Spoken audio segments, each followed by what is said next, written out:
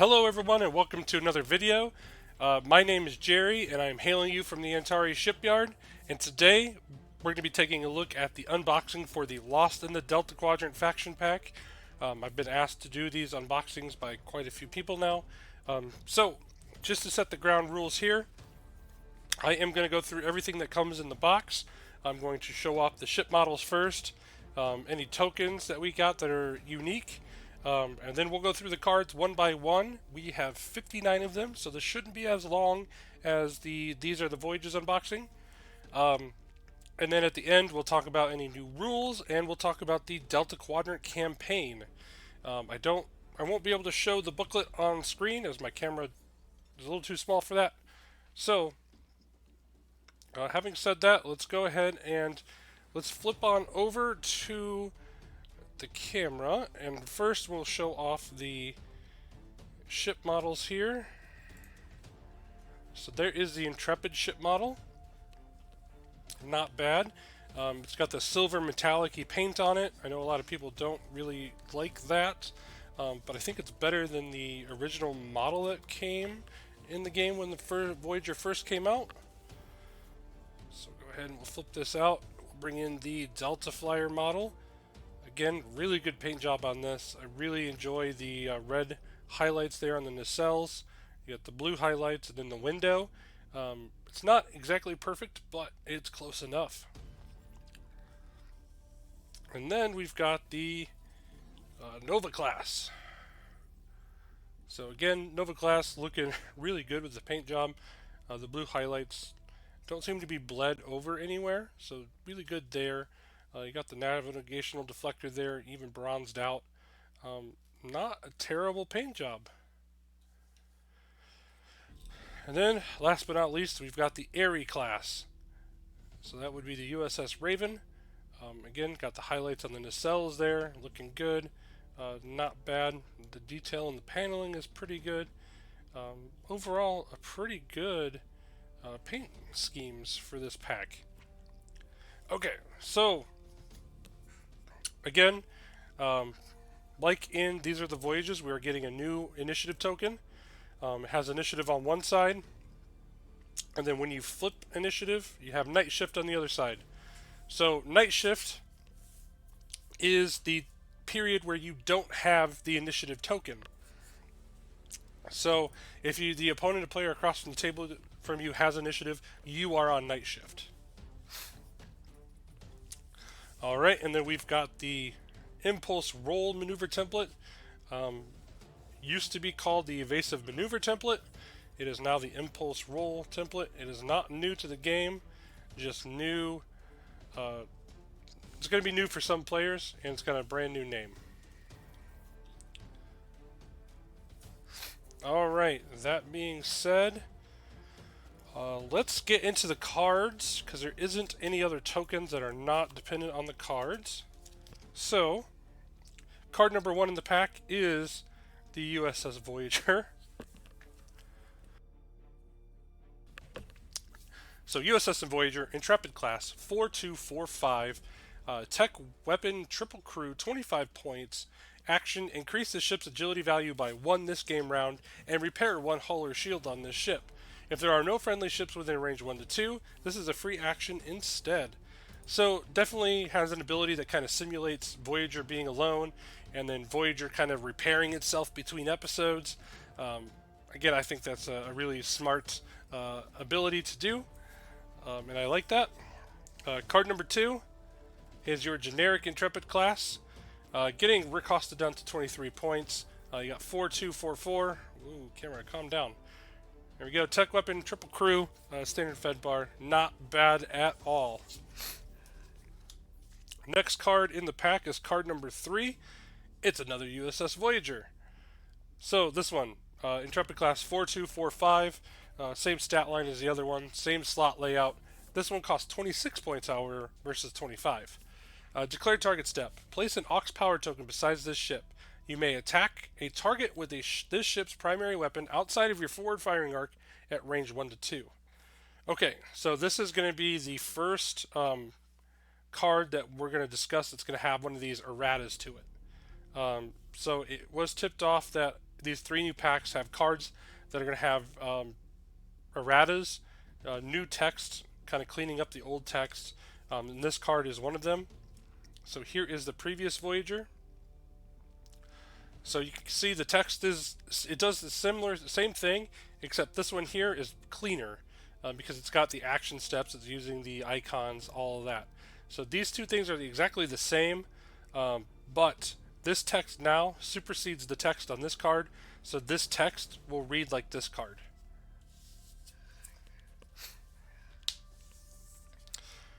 Card number 4 in the pack is another USS Voyager.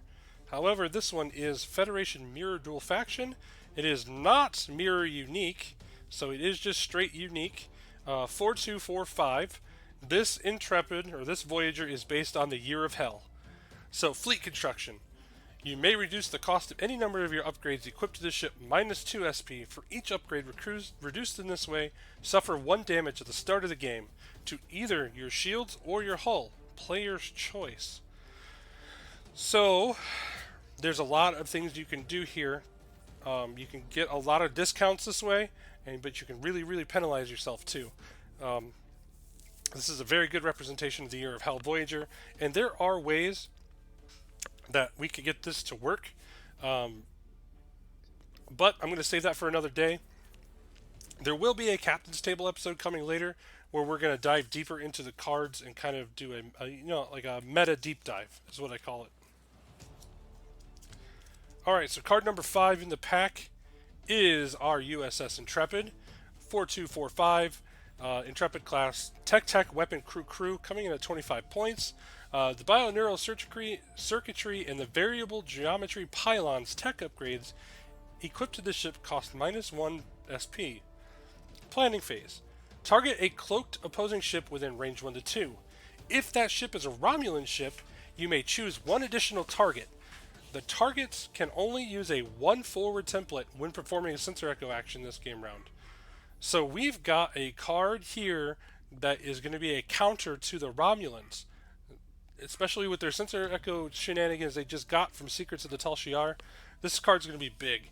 I'm going to see, I'm almost going to predict we're going to see this ship and a lot of fleets that have a Romulan problem in their meta right now. Card number 6 in the pack is our generic Intrepid, coming in at 23 points, Tech Weapon Crew, 4244. Same thing as the first generic we saw. Nothing too bad there. And then here are the base templates for those 2 ships. You only get 1 base template for the USS Voyager, even though there are 3 of them in here. The other side is just your Federation Starship. And of course you get the Intrepid, and you'll notice we've got a serial number here. So USS Intrepid NCC 74600. This is just to separate it and identify it from the Constitution Intrepid that we have. So just a little fun fact there as to why we have a serial number on this Intrepid. Alright, so card number 7 is the USS Equinox, Nova class, 2233. This ship does not skip its perform action step when overlapping an obstacle. So this was an ad to make the Nova class a little bit more balanced, and I really like it. It's a great idea to do that. It's got Tech Weapon Crew coming in at 13 points, really good. So the actual ability here is Reveal Dial Step. Target another ship within range 1. You may discard a crew upgrade equipped to that target ship. If you do, increase the speed of this ship's revealed maneuver by 2, and the ship suffers 1 damage. So kind of emulating the biogenic aliens that they kept capturing and putting in there and using up for fuel. Kind of mimicking that ability. Really interesting and thematic. So here is card number 8. This is the generic Nova class, coming in at 11 points. This is one of the ships that was not recosted yet, so seeing it drop down to 11 points is really nice. Still got 223. Lose a shield, you get 2 Tech Weapon Crew. But notice we've also still got this this wording here on the generic. So this ship does not skip its perform action step when overlapping an obstacle. That's going to be true for all Nova classes going forward. Alright, card number 9 is going to be the USS Nova. A lot of people were hoping it was going to be the Rhode Island, but the Nova makes more sense here. That way you can maximize the use of Federation prototype.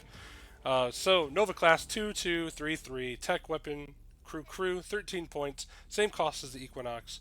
Again, the top part is the same. The ship does not skip its perform action step when overlapping an obstacle. And then free action. Place an Ox Power token beside this ship and target each friendly ship within range 1. Place a Scan token beside this ship and each target ship. So, very interesting. I really like that because it's a science vessel, handing out scans, doing the scanny thing, doing the science thing. I really like that. So again, card number 10 is another generic Equinox. Same slot layout, number 11. Not much to write home about there. So here are the base templates for both of those Equinoxes, or in the Nova classes. Equinox, USS Nova, and of course you've got your standard Federation Starship on the other side. Alright, card number 11. You've got the USS Raven. Aerie class 1223, tech weapon. Combat phase, target an opposing ship within range 1. The target ship cannot attack this ship this game round. If the target ship is the only opposing ship in play, then it rolls -3 attack dice against this ship this game round instead. Evade, scan, so no battle station, no target lock. This is strictly a science-based ship that we saw in the episode. If you don't remember, the USS Raven is the ship that Annika Hansen was on with her father Magnus, mother Erin, and the Borg. They were studying the Borg, and they got a little bit too close, flew too close to the sun, got assimilated into the collective. So this definitely kind of reflects that in the ability here, where you can kind of trail and tally or tag along behind an enemy opponent at range 1, saying, hey, if there are other ships of yours on the board, you can't attack me. But, you fly too close, then all of a sudden they might be able to attack you. So not too bad of an ability there. Again, this was another ship that didn't get a recost, so we're finally getting a recost on it. 1222, Aerie class, still evade scan, tech crew, 7 points. Very interesting. I would like to see someone run through Alliance with an Aerie class. That would be funny. So you got card number 13 here. This is the Delta Flyer class, 3223. Now, you'll notice that the old Delta Flyers had the Delta Flyer class shuttlecraft after its class name. That is no longer the case. Delta Flyers are not considered shuttlecraft, and there are going to be changes to the shuttlecraft rules coming. Now, these ships are known as auxiliary ships. So, let's read the ability here before we get into that rules card. So, when attacking with your primary weapon, you may fire out of your rear arc at -1 attack dice. You can evade, target lock, scan, tech weapon crew, coming in at 12 points. This is going to be a card that's also an errata. Here is the original Delta Flyer. So you'll see same slot layout, same action bar, same text. Just this text over here is much cleaner than this one. Also, you'll notice it says shuttlecraft here. So that's going to be not the case anymore. This is not going to be considered a shuttlecraft. So let's go ahead and let's get that rules card out here. So we are looking at this section here, auxiliary ships. So, similar to capital ships, all non-Tholian ships that have a hull value of 2 or less are auxiliary ships. For example, the Delta Flyer class was classified as a shuttlecraft when it was first released, but going forward it will be treated as an auxiliary ship. And then the second point of this is a player must have a capital ship, a ship with a hull value of 4 or greater for each auxiliary ship in their fleet. So the Delta Flyer is not bound to shuttlecraft rules anymore, nor does it do the docking and launching actions that a shuttlecraft would normally get. So here is our generic Delta Flyer class. Again, getting recosted down to 11, 3222 tech weapon crew, Not a bad chassis there at all. And then we've got card number 15 in the pack. This is Delta Flyer 2. Delta Flyer class 3223. Again, Tech, Weapon Crew, 14 points, which I think is a little more, 2 points more expensive than Delta Flyer. When the ship performs a target lock or an evade action, you may perform a sensor echo action as a free action. Even if the ship is not cloaked, then place a battle station token besides this ship. So you get a lot more to do here with this one. And then again, here is another generic, 11 points. It's the same generic we just saw. This is card number 16. So that ends the ships. Here are the base templates. So there's the Raven, there's the Delta Flyer, and the Delta Flyer 2.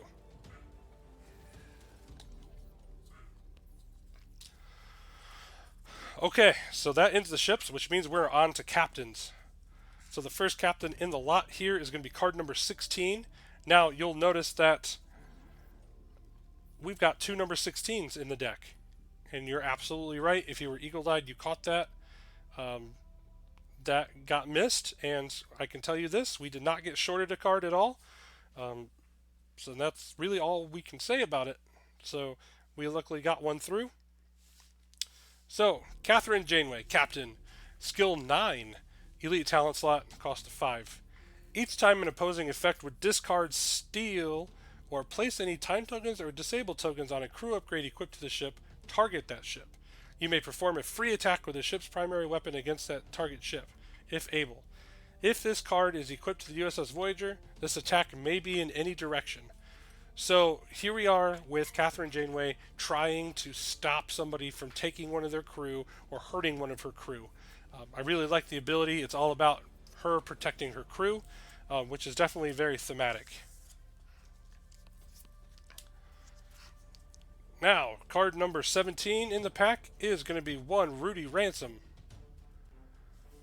So, skill 5, elite talent slot, cost of 3. Add 1 crew slot to the ship's upgrade bar. When defending, if there's an obstacle within range 1, place an aux power token besides the attacking ship. If this card is equipped to a Nova class, the attacking ship also rolls -1 attack die. So if you remember back to the Equinox episode, when they were doing their profile on Rudolph Ransom, they talked about how he escaped from an enemy ship inside of a gas giant. He was able to kind of lose them and make them, this ability kind of reflects that. Again, very thematic, and I really like it. You can tell that the designer has a special place in their heart for some Voyager. Voyager is the one show that I grew up watching from start to finish. We started on TNG, moved over to Deep Space Nine, but Voyager was really the one that I started start to finish. Magnus Hansen is card number 18. So he is locked to a ship that has a hull of 3 or less, skill of 2, cost of 1. He is a Federation versus his previous counterpart, which was an Independent. Planning phase. Target an opposing ship within range 1. This ship activates as though it has a captain skill number equal to the target ship's captain skill +1 until the end of the activation phase. If the target ship is Borg or has a Borg captain equipped to it, place 1 time token on an upgrade equipped to that ship. So this is another guy who's going to join the captain skill race, especially if you don't want to move first. Luckily, this does not carry over into the combat phase, so you're going to be moving last and then practically shooting last as well. There are some benefits to that, I believe. Again, that'll be something that we're going to take a look at when we do the meta deep dive. Let me throw his tombstone out here just real quick. Alright. Next captain in the lot is card number 19. We're getting a dual faction Federation Independent Chakotay. Skill 7, Elite Talent.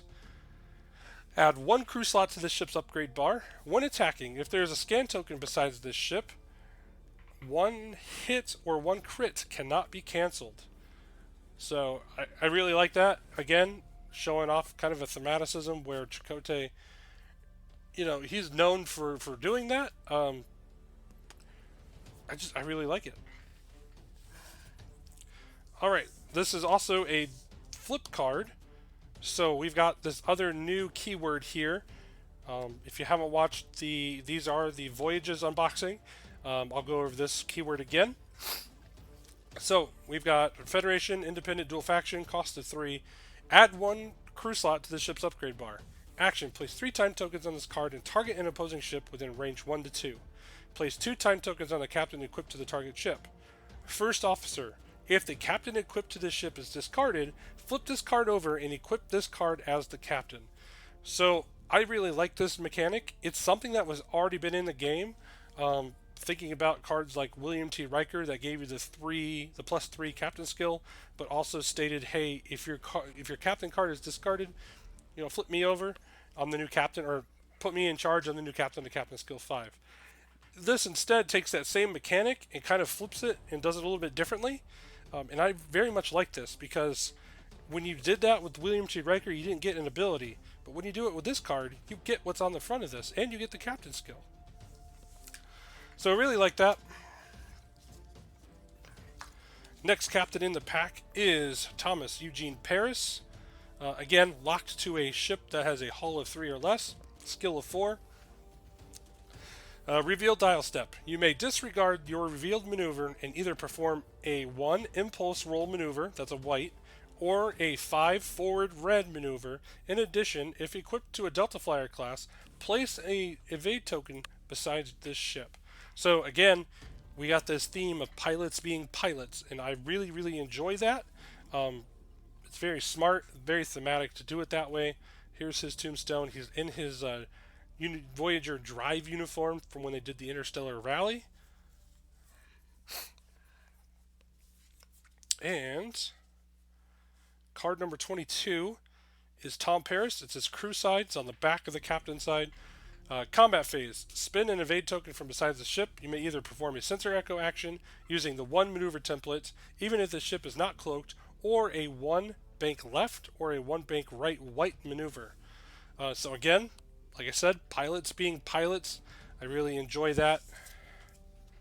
And there's going to be uses for that. Now, card number 23, we're getting a Captain Harry Kim. And we got another new keyword here. Again, we talked about this at the beginning, where night shift is the time where you don't have the initiative token. So, if you're on night shift, you treat Harry Kim as if he had a captain skill of 5. After you remove an aux power token from beside this ship, place an aux power or place an evade token beside this ship, and then if you're on night shift, in addition, place a battle station token beside this ship. So Harry Kim is the epitome of a night shift, because he took up all those command night shifts pretty much, and this is just reflecting that. So card 24 is on the back side of that. It is a crew Harry Kim. Each time a scan token is placed beside the ship, remove a disabled token from either a Federation crew or a Federation tech upgrade equipped to this ship.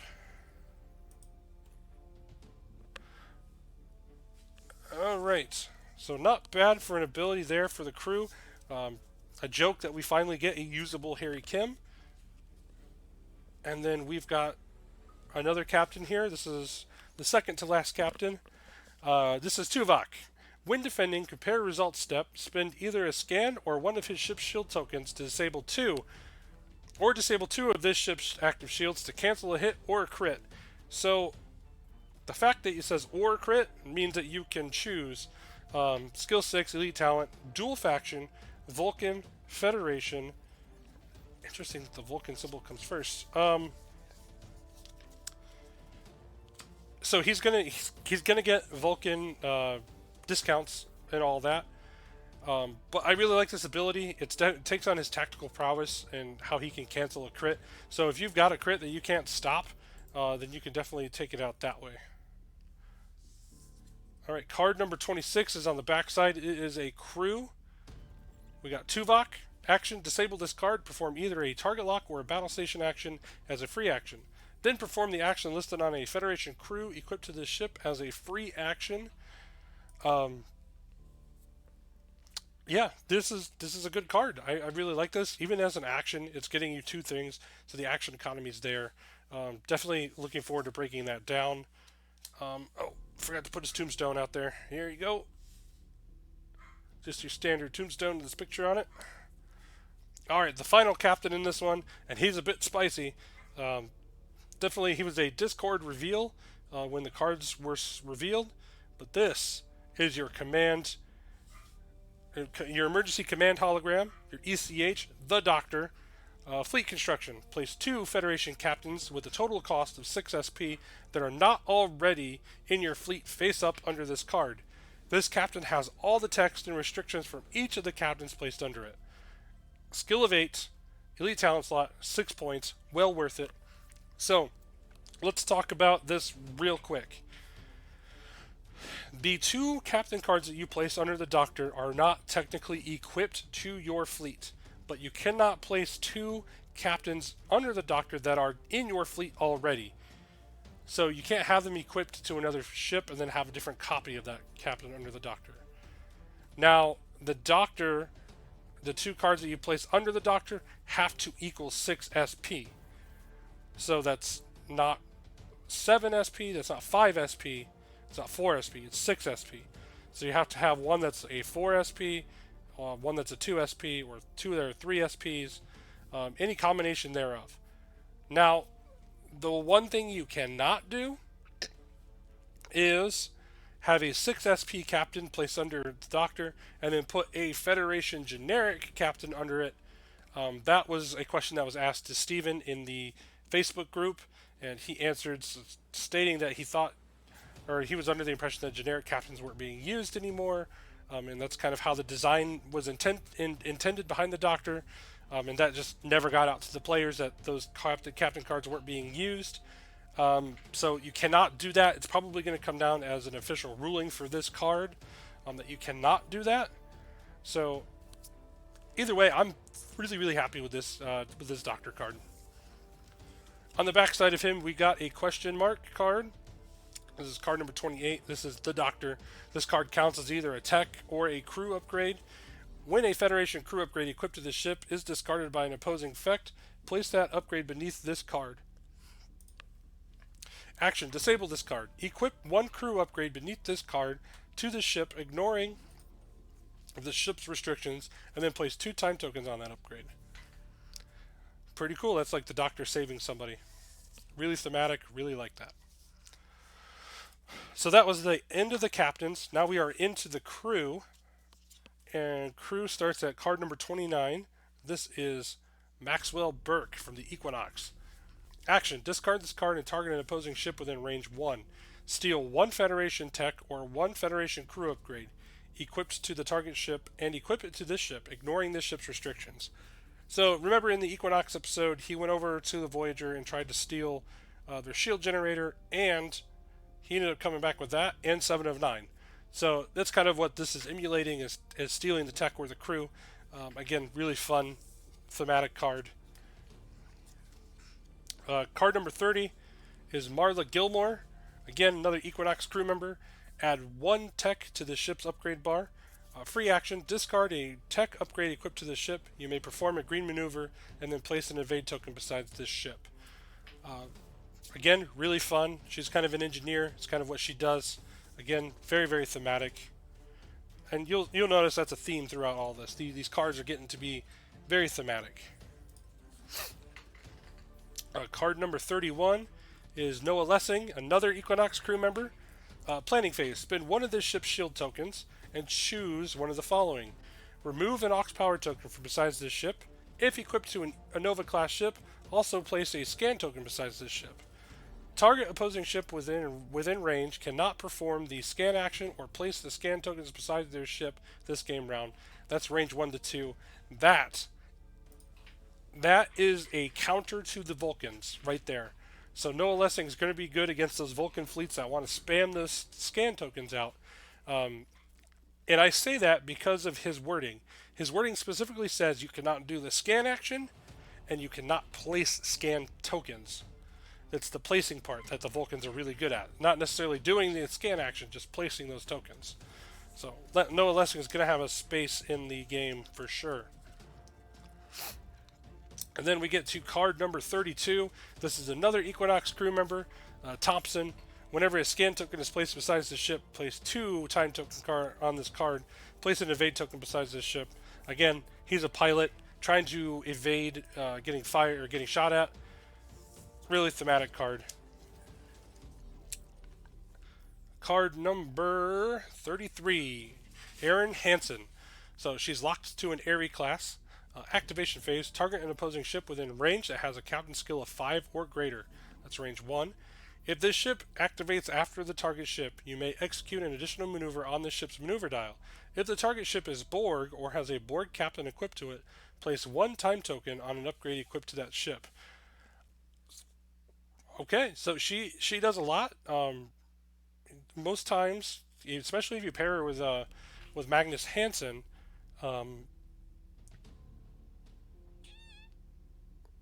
yeah, if you pair her with Magnus Hansen, or yeah, you pair her with Magnus Hansen, the ship's going to activate afterwards, and she's going to be able to do this. So she definitely works well with her husband on their ship. All right. So here we go. We got another crew. This is 34. This is Ani Jatal. Whenever an opposing effect within range would discard or steal a friendly crew upgrade, this card must be the target instead. That's range 1 to 3. Whenever this card would be discarded or stolen by an opposing ship, target that ship. Place 3 time tokens on either a crew or a question mark upgrade equipped to the target ship. And she has the lower decks keyword. Now, keep in mind that the lower decks, I went over this in These Are the Voyages Up video. However, I will go over it again. Lower decks is a new keyword that we have. And I'm just looking for the card. Here we are. So scooch it all over. We're looking at this paragraph here. So lower decks, up to 2 cards with the lower decks keyword may fill a single crew upgrade slot while equipped to a ship that they share a faction with. So Jatal, any of the other Federation lower deckers can sit in 1 crew slot on that ship.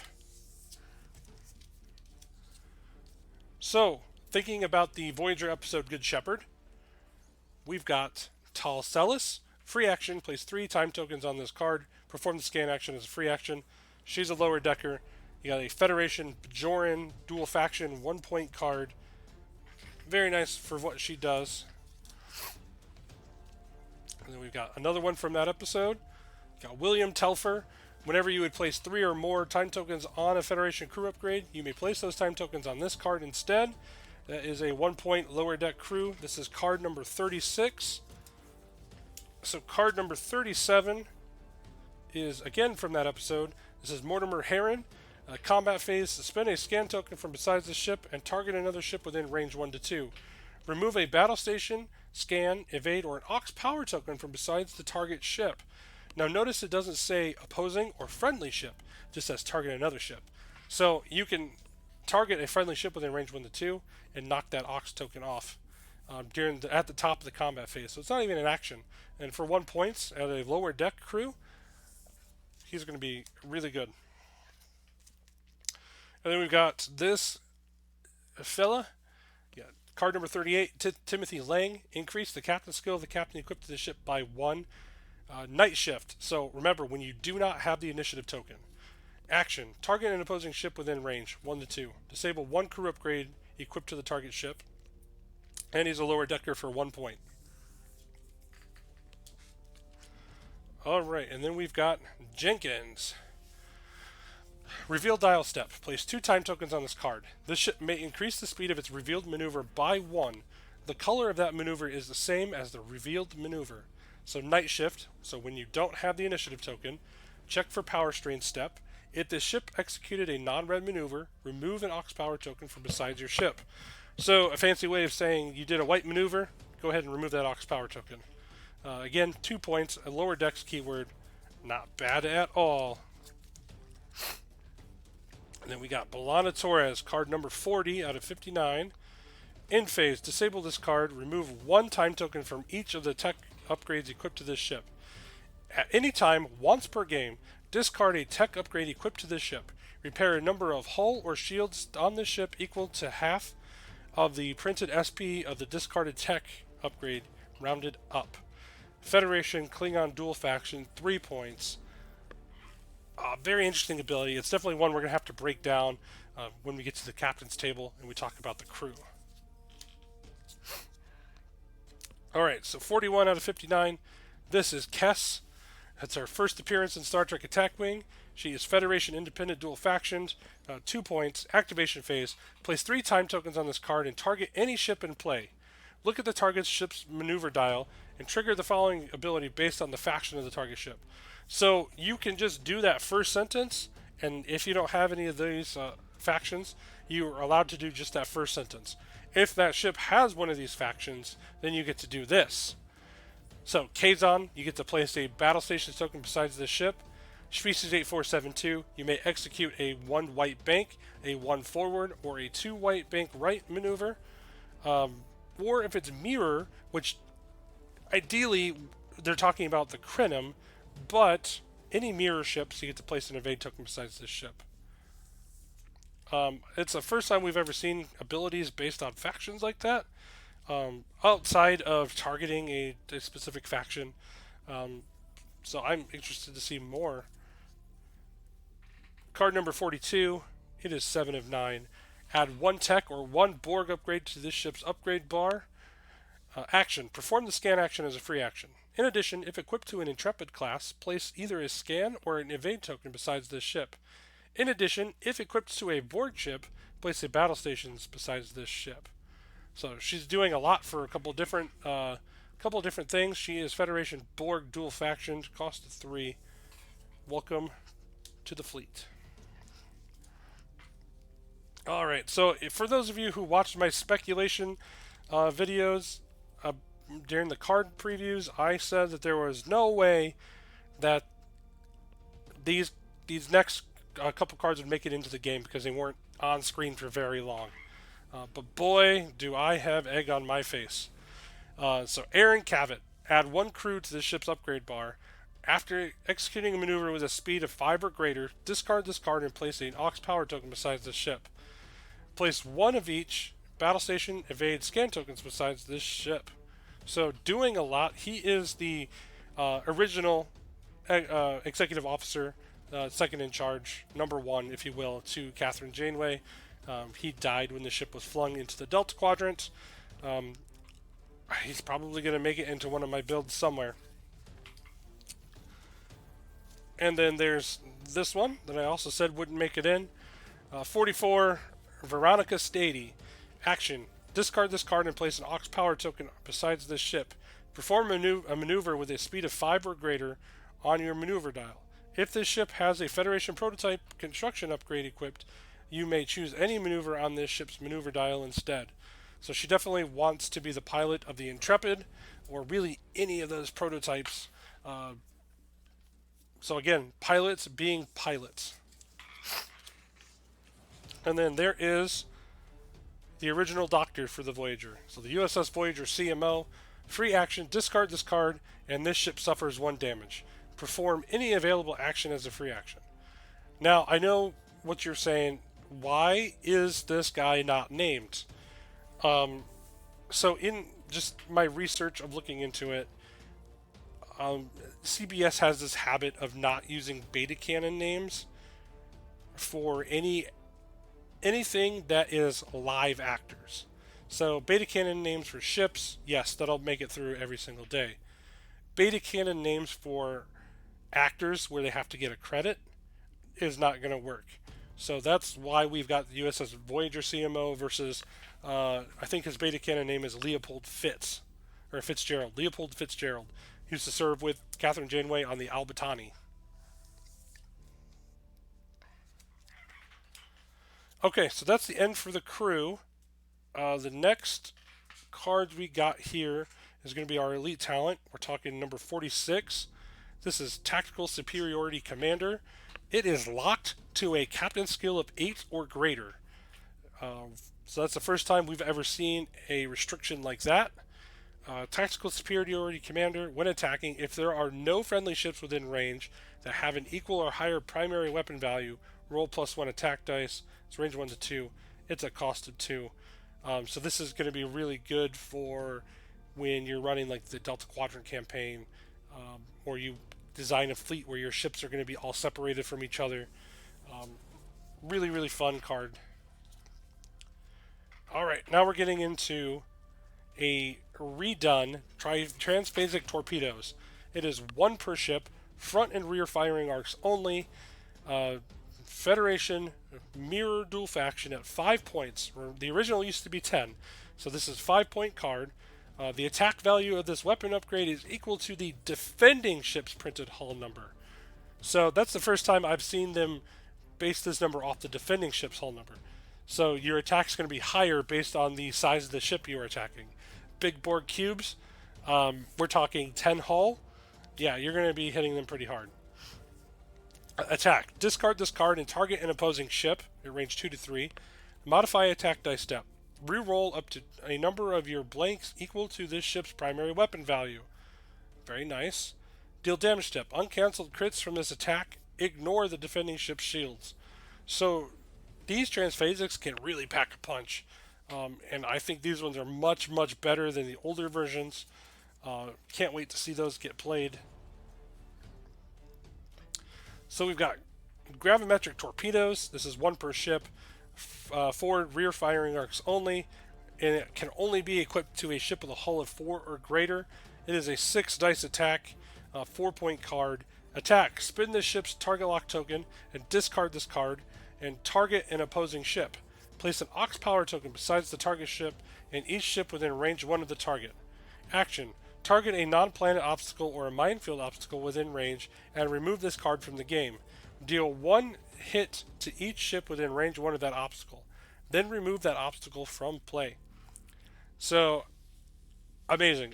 It's very rare we see a weapon come with an action, but this can affect those cloaked mines, Verteron pulse traps, really anything. So I'm pretty excited for this second half here. Yeah, I really like the card. So card number 49 is Photonic Missiles.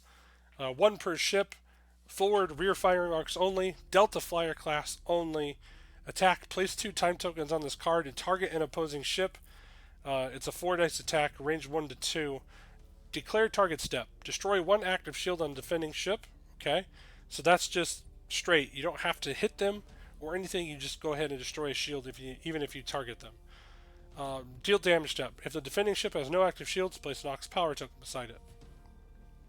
So let's talk about that second middle ability there, because there's a part of this game that people don't realize, and that's, say you have a planet token between you guys, between the Delta Flyer and the ship that it's attacking. So even though the planet is obstructing your view and you're not going to be able to roll attack dice, that second part of this text still takes effect. So you can reach across the planet and pick their shields off. And that's something that a lot of people don't realize that you can do. Alright, so that was the last weapon. We're getting into the tech. This is card number 50. This is Temporal Shielding. 1 per ship, Federation Mirror Dual Faction at a cost of 5. Increase this ship's shield value by 1. When the ship's shields cannot be ignored by attacks made by... this ship's shields cannot be ignored by attacks made with a secondary weapon upgrade. So this is your defense against those temporal torpedoes. I can't think of the name off the top of my head at the moment. Chronoton torpedoes. In phase, if the ship has any active shields, remove an additional time token from any one card equipped to this ship, including the ship card. So you get to remove an additional time token. Very nice.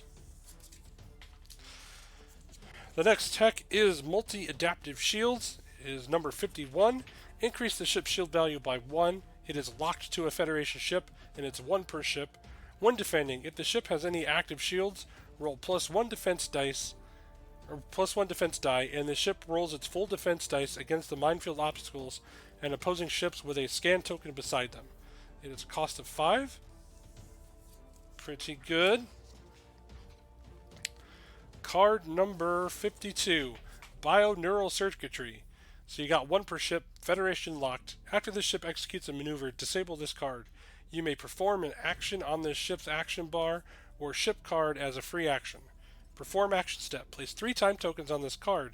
This ship may perform actions on its action bar or ship card even if there is an Aux power token besides this ship. This upgrade costs 3 SP if not equipped to an Intrepid, a Sovereign, or a Luna class ship. So we've got that Luna class tease again. Hopefully that's just not future proofing and that's actually something that's happening, because that would mean we're getting new molds. If we get new molds, then we're getting new ships. If we get new ships, then we're going to have a whole new game on our hands. Next tech is number 53. This is Variable Geometry Pylons. It is 1 per ship, locked to an Intrepid class. Reveal dial step. Place 2 time tokens on this card. You may increase or decrease the speed of your revealed maneuver by 1. Treat the maneuver as the same color as the revealed maneuver. Again, I like that card a lot. It's just opening up all these avenues to move your ships across the board even quicker. And then here's another tech. This Astrometrics Lab. 1 per ship, locked to a Federation ship with a hull of 4 or higher.